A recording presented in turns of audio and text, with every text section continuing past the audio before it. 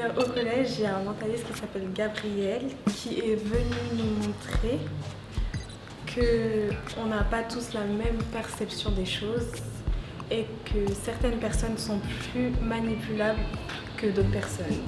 Avant de commencer l'expérience, le mentaliste repère dans le public les personnes qui sont le plus abordables à être manipulées pour participer au prochain sujet. Il y a deux enveloppes, une enveloppe gagnante et une enveloppe perdante. Oui.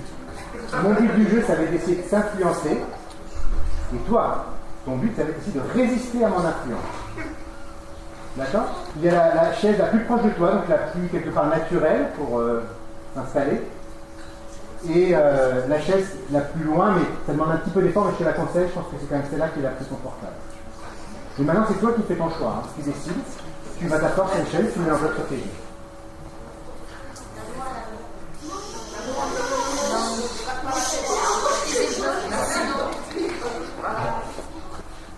Quand on dit la facilité, c'est cette chaise-là, on n'a pas envie de se sentir un peu faible, n'est-ce pas? Donc la facilité, c'est celle-là, on va dire, je vais faire l'effort d'aller jusque-là. Mais comme tu savais la règle du jeu, la règle du jeu, c'est essayer de t'influencer. Tu t'es dit, non, la meilleure façon de résister, c'est d'aller quand même sur la chaise la plus faible et pour essayer de tromper. Donc tu as choisi cette chaise, donc la chaise gauche. Tu peux lire à haute voix? Merci d'avoir choisi cette chaise. Montre à tout le monde peut-être ce qui est marqué. Donc évidemment, dans l'autre, il n'y a pas marqué la même chose, sinon ce serait trop facile. Hein. Je ne peux pas gagner à tous les coups. Merci d'avoir choisi l'autre chaise. Bien. Donc cette fois, je ne vais pas essayer de t'influencer de la même manière, évidemment, je vais justement te donner une information. Sache juste qu'à peu près 90% des gens s'asseyent la deuxième fois sur la même chaise. Donc la chaise de gauche. Maintenant, tu es libre de t'asseoir sur la chaise que tu veux.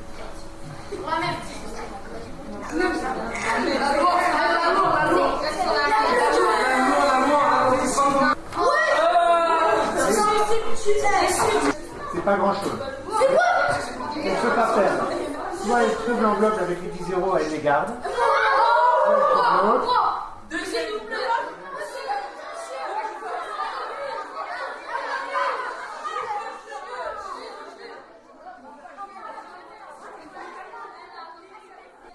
Je ne joue pas d'un instrument, moi.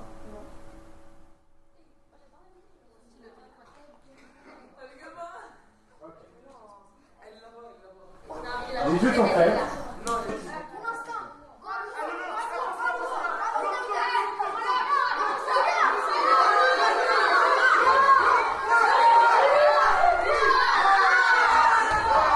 Je vais lui offrir une dernière chance de gagner les 10 euros et de changer de vie. Disons. Il y a quoi dedans? Ah oui.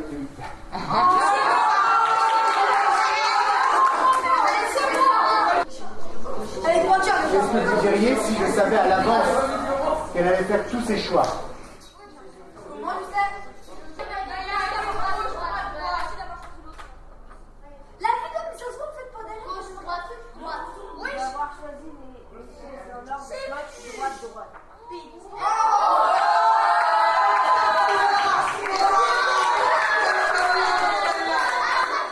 En fait, le mentaliste, la première chose qu'il nous a dit, c'est qu'on doit toujours douter et on doit utiliser notre esprit critique, et il nous a mis en condition réelle et nous a prouvé qu'on peut tous se faire influencer et on est tous influençables.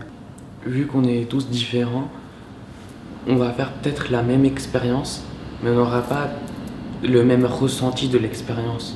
On va pas la vivre comme l'autre. L'expérience qu'on vit, c'est la même, mais on va pas la voir de la même manière que l'autre. Autre exemple qui est un peu différent, c'est une danseuse. Combien d'entre vous la voient tourner comme ça? Un tournée de chambre. Et combien d'entre vous la voient tourner comme ça? Les deux. Les deux comme ça et comme ça. Bah, simplement en rajoutant des petits traits pour suivre. Là, ça nous force, ça nous oblige à la voir tourner dans ce sens-là.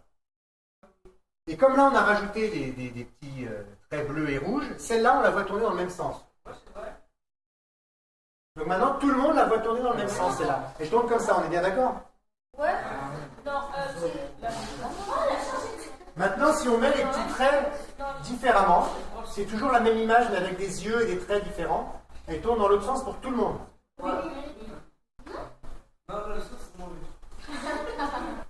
Et maintenant qu'on a enlevé les petits traits, est-ce que de nouveau vous avez l'illusion? Elle tourne comme ça.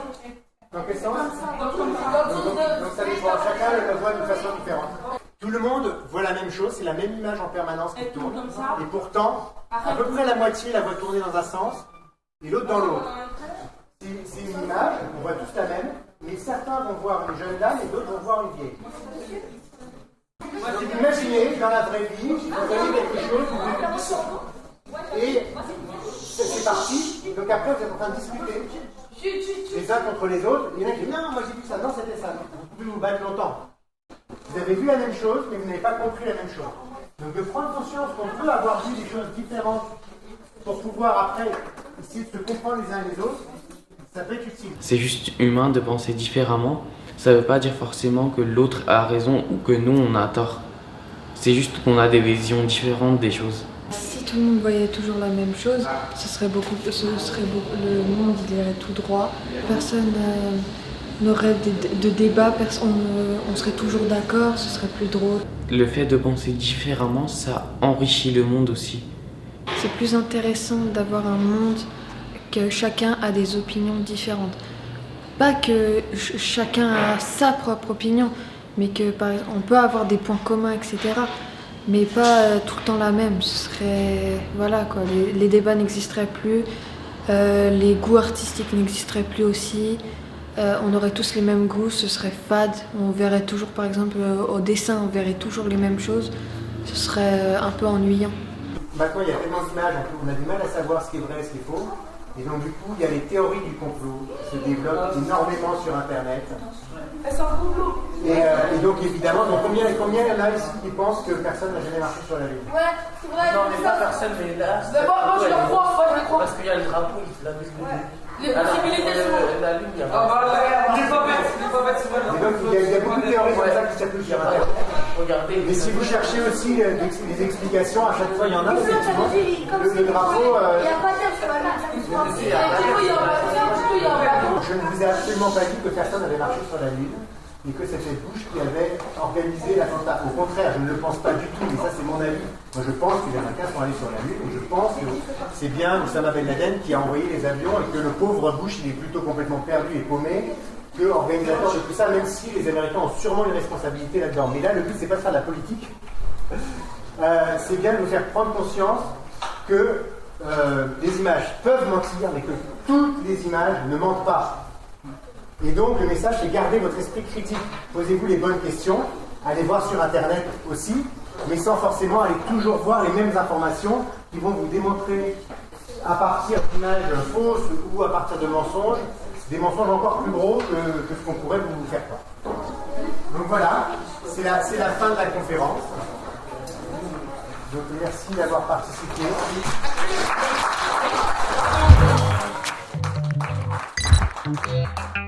Ça vous rappelle quelque chose? Donc on a atterri sur la planète Mars il y a 4 ans. Quand vous rêvez, est-ce que le temps passe vraiment? Le temps passe vite, n'est-ce pas? On va oublier l'exemple de la bouffe.